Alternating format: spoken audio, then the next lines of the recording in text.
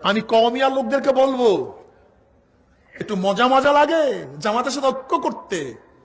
যদি জামাত ক্ষমতা যায়, প্রথম কওমিয়া মাদ্রাসা বন্ধ করে প্রত্যেক মাসের একটা সম্মানী ভাতা একটা কওমি মাদ্রাসার জন্য পুরো 5 বছরের জন্য আমি ওয়াকফ করে দিয়েছি। ওইটা প্রতি মাসে তাদের অ্যাকাউন্টে অটো জমা হয়ে যাবে, আমি সেই ব্যবস্থাও করে দিয়েছি। আমি কথা দিয়েছিলাম নির্বাচিত হলে সরকারি সুযোগ সুবিধা নিব না, যতটুকু না নিয়ে পারি চেষ্টা করব।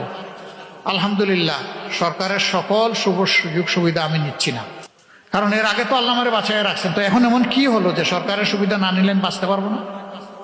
আমার একে একে সরকার থেকে যতগুলো পেমেন্ট সংসদ সদস্য পাওয়ার কথা আমি লিখিত জানাই দিছি, এটা নিব না, ওইটা নিব না, ওইটা নিব না। শুধু একটা নিতে বাধ্য, সেটা হচ্ছে আমার রিমুনারেশন, প্রত্যেক মাসের একটা সম্মানী ভাতা। সেটা আল্লাহর মেহেরবানি এই আসনের একটা কওমি মাদ্রাসার জন্য পুরো 5 বছরের জন্য আমি ওয়াকফ করে দিয়েছি। ওইটা প্রতি মাসে তাদের অ্যাকাউন্টে অটো জমা হয়ে যাবে, আমি সেই ব্যবস্থাও করে দিয়েছি।